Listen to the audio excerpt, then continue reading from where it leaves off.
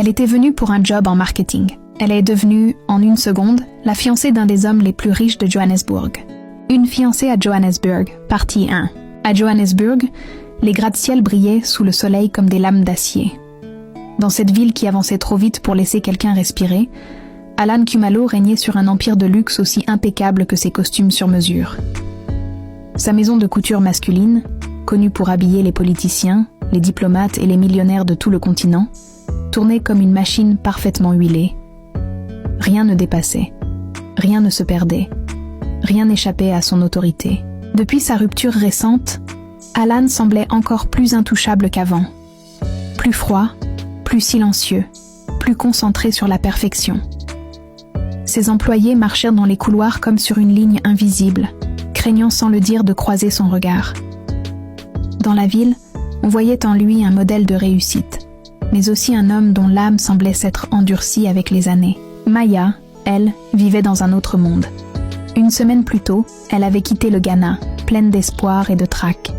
Diplômée en marketing, elle rêvait de se faire une place dans une grande entreprise où sa créativité pourrait enfin éclore. Elle avait obtenu un poste junior dans l'équipe marketing de Khumalo Tailoring, un rêve qui la tenait éveillée depuis des années. Tout était nouveau pour elle. La ville immense, les gratte-ciels, les avenues interminables, la pression presque palpable qui régnait dans cette capitale économique. En entrant pour la première fois dans les bureaux de Khumalo Tailoring, elle fut submergée par la démesure des lieux. Rien ne ressemblait à ce qu'elle avait connu auparavant. Les murs en marbre noir, les lumières froides, les silhouettes déterminées qui traversaient les couloirs avec des dossiers serrés contre leurs bras. Et au milieu de cet univers intimidant, elle ne savait pas encore que sa présence allait déclencher un bouleversement inattendu. Ce matin-là, on lui demanda de monter un dossier complet sur les campagnes en cours et les retours clients. Un document que seul Alan devait valider. C'était inhabituel, mais elle accepta sans poser de questions. On lui indiqua son bureau, au dernier étage, celui dont on parlait comme d'un sanctuaire. Pressée, nerveuse, elle monta les escaliers avec le dossier serré contre sa poitrine. Elle n'avait encore jamais mis les pieds là-haut. Lorsqu'elle frappa et entra, après une réponse neutre venue de l'intérieur, elle découvrit pour la première fois l'homme dont tout le monde parlait. Alan releva la tête, surpris de voir une nouvelle silhouette dans l'encadrement de sa porte. Il ne reconnut pas son visage. Elle semblait trop timide, trop calme, trop nouvelle pour faire partie du cercle des habitués. Un silence lourd s'installa, rempli d'évaluations silencieuses. Il la fixa avec ce regard perçant que personne ne soutenait jamais très longtemps. Il demanda qui elle était, d'un ton calme mais sans chaleur. Maya ouvrit la bouche, prête à dire son nom et la raison de sa visite, mais elle n'eut pas le temps de prononcer un seul mot. La porte s'ouvrit brusquement, sans frapper. Sa mère entra, suivie d'une femme élégante. Et sans remarquer, Maya, la mère de Alan, lui présenta cette femme qu'elle avait choisie pour lui. Une femme qu'elle voulait lui imposer. La scène se chargea d'une tension immédiate. Alan se raidit, tandis que Maya, figée, ne comprenait rien à ce qui se passait. La mère d'Alan parlait déjà, présentant l'inconnue comme la fille d'une amie, vantant son éducation, sa famille, son statut, exactement tout ce qu'Alan détestait qu'on force dans sa vie privée. Mais Alan resta impassible comme toujours. Pas un muscle ne bougea sur son visage. Pourtant, quelque chose brûlait derrière ses yeux.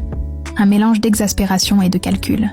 Il avait besoin d'échapper à cette situation, de se sortir de ce piège tendu par une mère trop déterminée. Il n'avait rien préparé, rien prévu. Alors il prit la première issue disponible. La première personne dans la pièce qui pouvait lui permettre de repousser cette nouvelle tentative d'ingérence. Une inconnue parfaite. Une idée folle, irréfléchie, surgit comme un éclat de lumière dans cette pièce. Cette jeune femme qu'il venait à peine de rencontrer, elle pourrait l'aider à désamorcer la bombe que sa mère s'apprêtait à faire exploser dans sa vie. Il tourna légèrement la tête vers Maya. Une idée folle, dangereuse, absurde traversa son esprit. Elle venait à peine d'arriver. Il ne savait rien d'elle. Elle ne savait rien de lui. Mais elle était là. Alors, avec un calme terrifiant, maîtrisé comme toujours, il déclara à sa mère que cela ne servirait à rien de lui présenter qui que ce soit, parce qu'il avait déjà quelqu'un dans sa vie, quelqu'un qu'il comptait présenter bientôt. Sa mère s'arrêta net, choquée. La femme qu'elle avait amenée baissa légèrement les yeux, confuse. Et dans ce silence qui semblait suspendre la pièce entière, la mère d'Alan demanda de qui il parlait exactement. Alan fit un pas, puis un autre, et il s'avança vers Maya. Elle sentit son cœur cogner contre sa poitrine, incapable de deviner ce qui allait se produire.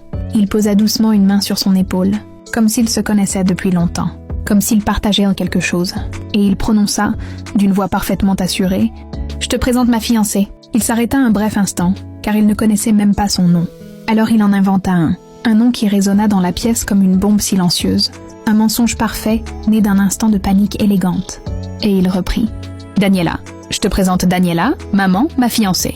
Et Maya, prise au piège entre la mère, le fils et cette mascarade soudaine, réalisa que son avenir venait de basculer.